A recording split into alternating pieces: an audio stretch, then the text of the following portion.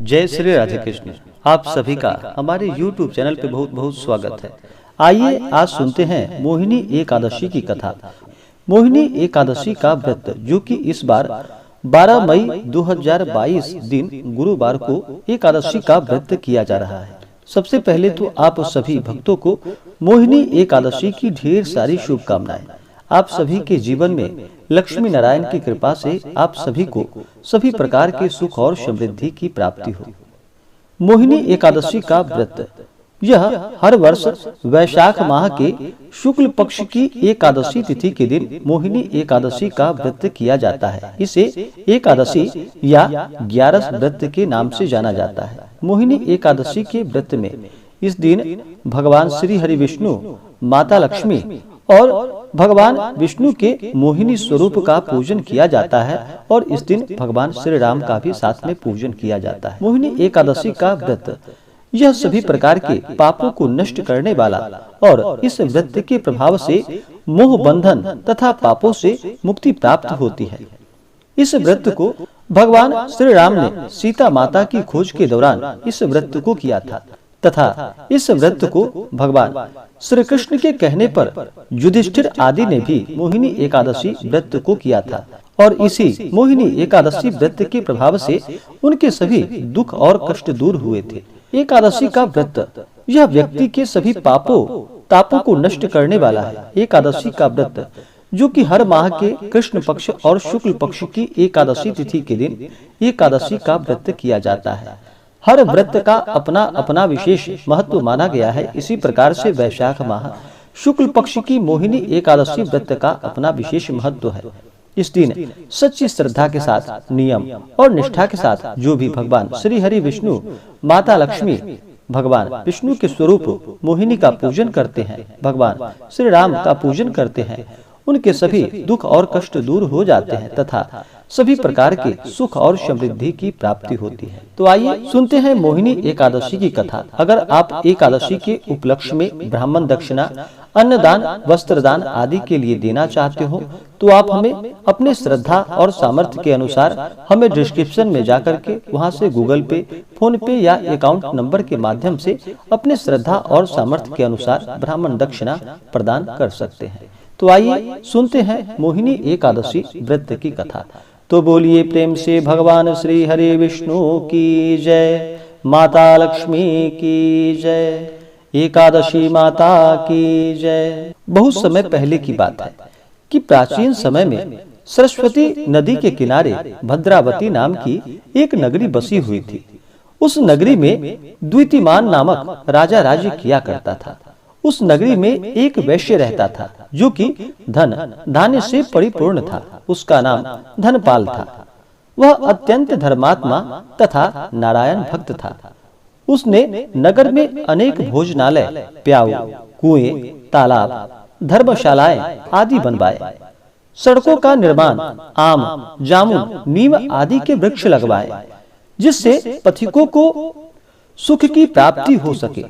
उस वैश्य के 5 पुत्र थे जिनमें सबसे बड़ा पुत्र अत्यंत पापी व दुष्ट था। वह वैश्याओं और दुष्टों की संगति करता था। इससे जो समय बचता था उसे वह जुआ खेलने में व्यतीत करता था। वह बड़ा ही अधम था और देवता, पितरी आदि किसी को भी नहीं मानता था। अपने पिता का अधिकांश धन वह बुरे कार्यों में ही उड़ाया करता था। मदिरापान तथा मांस का भक्षण करता था। उसका नित्य कर्म यह बन गया था। जब काफी समझाने बुझाने पर भी वह सीधे रास्ते पर नहीं आया तो दुखी होकर उसके पिता और भाइयों तथा कुटुंबियों ने उसे घर से निकाल दिया और उसकी सभी मिलकर निंदा करने लगे। घर से निकलने के बाद वह अपने आभूषणों तथा वस्त्रों को बेचकर अपना गुजारा करने लगा। धन नष्ट हो जाने पर वह वैश्याओं तथा उसके दुष्ट साथियों ने भी उसका साथ छोड़ दिया।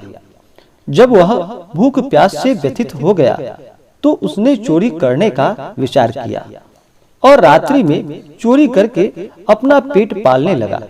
लेकिन एक दिन वह पकड़ा गया, किंतु सिपाहियों ने वैश्य का पुत्र जानकर छोड़ दिया। जब वह दूसरी बार फिर से पकड़ा गया तब सिपाहियों ने भी उसका कोई लिहाज नहीं किया और राजा के सामने उसे प्रस्तुत करके उसे सारी बात बताई। तब राजा ने उसे कारागार में डलवा दिया।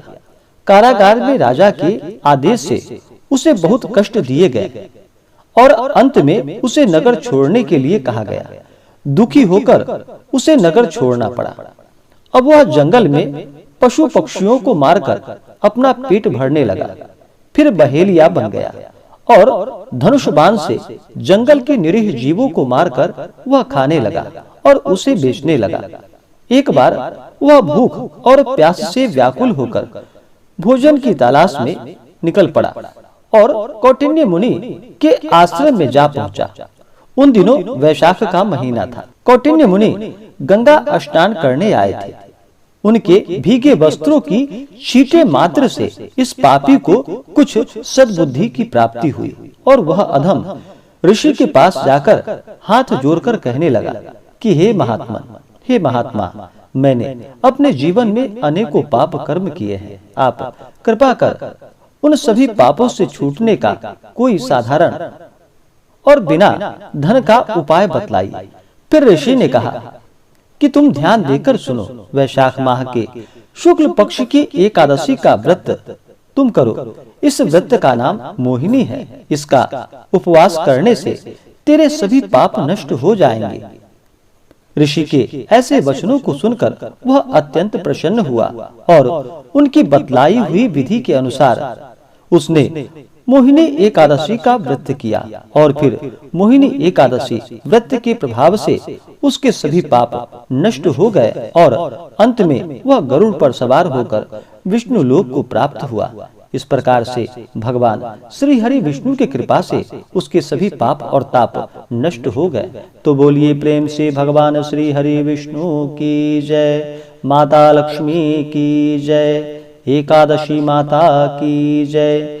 भगवान श्री राम की जय। सर्वदेवी देवता की जय। इसी प्रकार से जो भी सच्ची श्रद्धा के साथ, नियम और निष्ठा के साथ मोहिनी एकादशी का व्रत करते हैं या कथा श्रवण करते हैं, भगवान श्री हरि विष्णु की कृपा से उनके सभी पाप और ताप नष्ट हो जाते हैं तथा सभी प्रकार के सुख और समृद्धि की प्राप्ति होती है। जो भी एकादशी का व्रत करते हैं उन्हें एकादशी व्रत के लिए दशमी के दिन से व्रत के नियमों का पालन करना पड़ता है। दशमी के दिन शुद्ध और सात्विक आहार ग्रहण करते हुए, रात्रि में ब्रह्मचर्य का पालन करते हुए, भगवान नाम का स्मरण करते हुए सोना चाहिए और एकादशी तिथि के दिन सुबह ब्रह्म मुहूर्त में उठ करके नित्य क्रियाओं से निवृत्त हो करके गंगा नदी में या घर के नहाने के पानी में ही थोड़ा सा गंगा जल मिला करके स्नान करना चाहिए। शुद्ध वस्त्र धारण करने के बाद भगवान सूर्य देव को अर्घ प्रदान करना चाहिए। उसके बाद व्रत का संकल्प लेना चाहिए और भगवान श्री हरि से प्रार्थना करनी चाहिए कि हे भगवान विष्णु, आज मैं मोहिनी एकादशी का व्रत करने जा रहा हूँ या करने जा रही हूँ। यह व्रत मेरा सफलता पूर्वक पूर्ण हो। आप हमें आशीर्वाद प्रदान करें। इस प्रकार से भगवान से प्रार्थना करनी चाहिए। आपके मन में जो भी इच्छा हो, जो भी कामना हो, वह प्रभु से कहनी चाहिए और दिन भर उपवास रहते हुए इस व्रत को करना चाहिए। अगर उपवास न रह पाए तो एक समय फलाहार ग्रहण करना चाहिए। इस दिन भगवान का सुबह और शाम के वक्त विशेष प्रकार से पूजन करना चाहिए। रात्रि में भजन कीर्तन करते हुए, जागरण करते हुए समय को व्यतीत करना चाहिए और अगले दिन जाकर के यानी कि द्वादशी तिथि के सुबह उठ करके नित्य क्रियाओं से निवृत्त होकर शुद्ध वस्त्र धारण करके उसके बाद भगवान का पूजन करना चाहिए, आरती करनी चाहिए। उसके बाद फिर ब्राह्मणों को भोजन कराना चाहिए, ब्राह्मणों को दान और दक्षिणा देनी चाहिए, गरीबों को भोजन कराना चाहिए। उसके बाद फिर समय के अनुसार व्रत का पालना करना चाहिए। इससे अनंत गुना पुण्य फलों की प्राप्ति होती है। तो आइए जानते हैं मोहिनी एकादशी व्रत के शुभ मुहूर्त के बारे में। एकादशी तिथि प्रारंभ समय जो कि 11 मई 2022 दिन बुधवार शाम 7:33 और एकादशी तिथि की समाप्ति होगी 12 मई 2022 दिन गुरुवार शाम 6:53। तो हमें सूर्योदय व्यापनी जो समय प्राप्त हो रहा है वह समय 12 मई 2022 दिन गुरुवार को प्राप्त हो रहा है। तो इस दिन इस व्रत को किया जाएगा और इस व्रत का पारण जो कि अगले दिन 13 मई 2022 दिन शुक्रवार को इस व्रत का पारण किया जाएगा। पारण का समय जो कि सुबह 5:40 से सुबह 8:22 तक इस व्रत का पारण किया जाएगा। मोहिनी एकादशी व्रत का पारण जो कि इस बार कुशोदकेन पारणम यानी कि कुशा के जल से इस व्रत का पारण किया जाएगा। यह अगर संभव ना हो तो तुलसी दल या फल से व्रत का पारण कर सकते हैं। एकादशी तिथि के दिन तुलसी दल नहीं तोड़नी चाहिए, तो एकादशी से पहले ही आप पूजन के लिए तुलसी दल तोड़कर रख ले और भगवान का फिर पूजन करें। द्वादशी तिथि समाप्त जो कि 13 मई 2022 दिन शुक्रवार को शाम 5:28 पे। एकादशी तिथि के दिन जो राहु काल का समय होगा वह समय दोपहर 1:26 से दोपहर 3:06 तक राहु काल का समय होगा। राहु काल समय के दौरान कोई भी शुभ कार्य या नया कार्य नहीं करना चाहिए, यह लाभप्रद नहीं होता है। एकादशी तिथि के दिन नक्षत्र जो कि उत्तर फाल्गुनी नक्षत्र शाम 7:30 तक, उसके बाद फिर हस्त नक्षत्र। जो भी जातक एकादशी का व्रत करते हैं, एकादशी के व्रत में इस दिन कुछ बातों का ध्यान देना चाहिए। जैसे एकादशी का व्रत अगर आप कर रहे हो तो सबसे पहले इस दिन धर्म का आचरण करना चाहिए, ब्रह्मचर्य का पालन करना चाहिए। इस दिन किसी के ऊपर क्रोध बिल्कुल भी नहीं करने चाहिए। अपने मन में किसी के प्रति ईर्ष्या या द्वेष का भाव नहीं लाना चाहिए। जहाँ तक हो सके भगवान नाम का स्मरण भजन कीर्तन करते रहना चाहिए। इस दिन ज्यादा भी बातचीत नहीं करनी चाहिए। ज्यादा बातचीत करने से नहीं बोलने वाले शब्द भी मुख से निकल जाते हैं, इसलिए ज्यादा बातचीत नहीं करनी चाहिए। प्रभु में मन लगाना चाहिए। किसी भी प्रकार के व्रत में पूजन में सच्ची श्रद्धा और भक्ति भाव का होना अति आवश्यक होता है, इसलिए सच्ची भावना के साथ भगवान का पूजन करना चाहिए और विश्वास के साथ। इस दिन महिलाओं का अपमान बिल्कुल भी नहीं करना चाहिए। जहाँ पर भी महिलाओं का अपमान होता है वहाँ से माता स्थिर लक्ष्मी रुष्ट होकर चली जाती है, इसलिए महिलाओं का अपमान बिल्कुल भी नहीं करना चाहिए।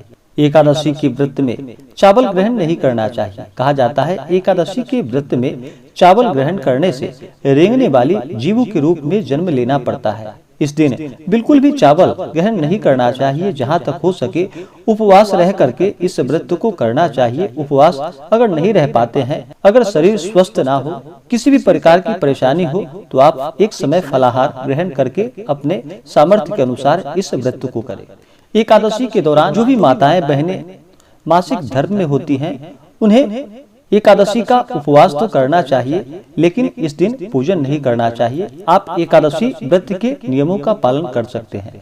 विशेष प्रकार से मोहिनी एकादशी के व्रत में भगवान को जहाँ तक हो सके दूध से बने हुए वस्तुओं का भोग लगाए। इस व्रत के दौरान जहाँ तक हो सके गर्मी में उपयोग जो भी वस्तुएं हो, खाद्य पदार्थ या पेय पदार्थ हो, उन्हें दान अवश्य ही करने चाहिए। जहाँ तक हो सके इस दिन अगर कोई गरीब या याचक आते हैं तो उन्हें घर से खाली हाथ नहीं लौटानी चाहिए। एकादशी के व्रत में दूसरे का अन्न कभी भी ग्रहण नहीं किया जाता है। इस दिन तुलसी पत्र भी नहीं तोड़ना चाहिए। भगवान श्री हरि विष्णु को अक्षत नहीं चढ़ाया जाता है, इस बात का ध्यान रखें। तो अक्षत के जगह भगवान विष्णु को तिल यानी कि काले तिल अवश्य ही अर्पित करनी चाहिए। भगवान विष्णु को पूजन के समय भी तुलसी दल अर्पित करनी चाहिए और नैवेद्य का जब भोग लगाते हैं तो उन्हें अवश्य ही तुलसी दल चढ़ा करके ही भोग लगाना चाहिए। एकादशी व्रत के दिन तुलसी नहीं तोड़ा जाता है, तो तुलसी पत्र पूजन से पहले ही आप यानी कि एकादशी से पहले ही तुलसी पत्र तोड़कर रख ले और फिर उस दिन पूजन में उस तुलसी दल का प्रयोग करें। भगवान विष्णु को तुलसी दल अति प्रिय होता है, तो उन्हें अवश्य ही तुलसी दल अर्पित करनी चाहिए। तो आशा करता हूँ कि यह जानकारी आपको अच्छा लगा हो। ऐसे ही ज्ञानवर्धक जानकारियाँ प्राप्त करने के लिए हमारे इस चैनल को लाल बटन दबा करके सब्सक्राइब करें, साथ में बेल आइकन घंटी दबाएं ताकि मेरे वीडियो का नोटिफिकेशन आपके पास सबसे पहले पहुंचे। वीडियो को लाइक और अपने मित्रों तथा दोस्तों के साथ शेयर करें। सुखी रहें और स्वस्थ रहें। जय श्री राधे कृष्ण। धन्यवाद।